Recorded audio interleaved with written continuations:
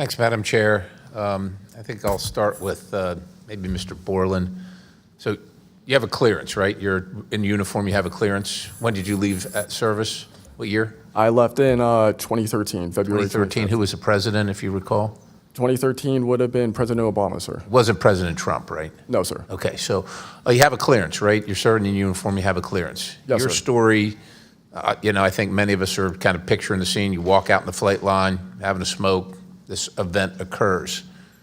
Do you have the perception, at least I do, based on your story, that this involves the U.S. government? Whatever you saw involves the U.S. government. That is 100% my opinion then and now.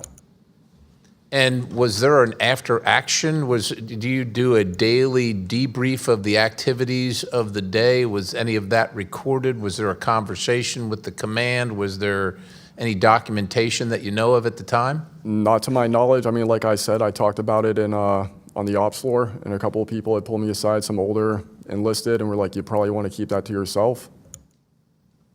So did you get the impression that they knew what you were talking about, just didn't want you to harm your career or seem crazy, or that they didn't really witness? Did you know anybody else that witnessed what you saw? Again, not that night. Like I said, the only people that would have been out there would have been security forces, and then those of us that were doing ops. Security forces in uniform or contract? Probably both. Did you talk to them? Did anybody talk to them in an after action? Not to my knowledge, sir. Was there any interest in the command to determine and verify what you saw? Not to my knowledge, sir. It's unfortunate. Chief Wiggins, thank you for your service. Gentlemen, thanks all of you for your courage to be here. Your story's a little bit different. Sounds like it, well, for both of you guys, and also Mr. Nusatelli, if this were sanctioned by the U.S. government, even though you have a clearance, but it's classified above the clearance level, do you see any reason why they would allow you access, being present, viewing it, hearing it, being around it? Like, what is this, an accident? Like, does the U.S. government make these kind of accidents? They make accidents, mistakes like this? Like, we're doing this test of this new system, and we forgot these guys were standing here. Does that sound like something that the U.S. government would do? No, sir. Some of the launches we were doing were like $5 billion projects that had taken like 10 years to develop the technology. And these objects were coming right up to the launch pad.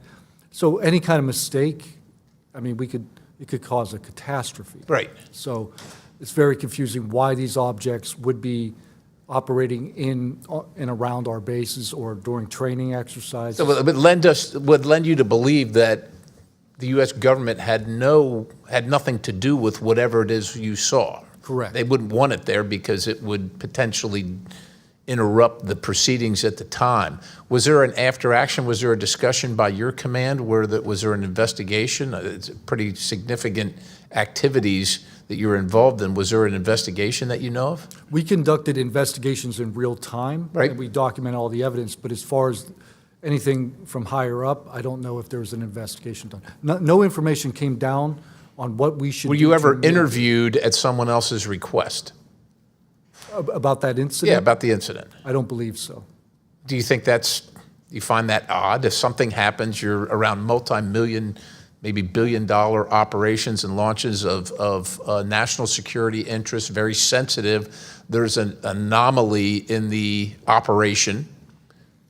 The only person witnessed it, saw a UAP at Vandenberg at that time frame, that was interviewed was the one that witnessed the thing land.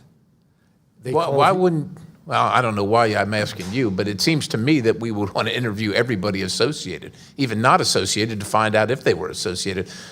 Chief Wiggins, how about you? Was there an investigation? Was there an after action? Was there documentation on the incident that you were privy to? No, sir, not that I know of. And in my previous experience as an operations specialist, all operations that I've been a part of have been deliberate. So yeah. There And deliberate operations, after the operations, you conduct an after-action review, or that's what the Army calls it. I don't know what I imagine the Navy has something similar to determine your weaknesses, your successes. Do you do that in regard to this incident? No, sir. The Navy calls it after-action reports, and not to my knowledge was there an after-action report of this incident, sir. It's unfortunate. Thank you, Chair. I yield.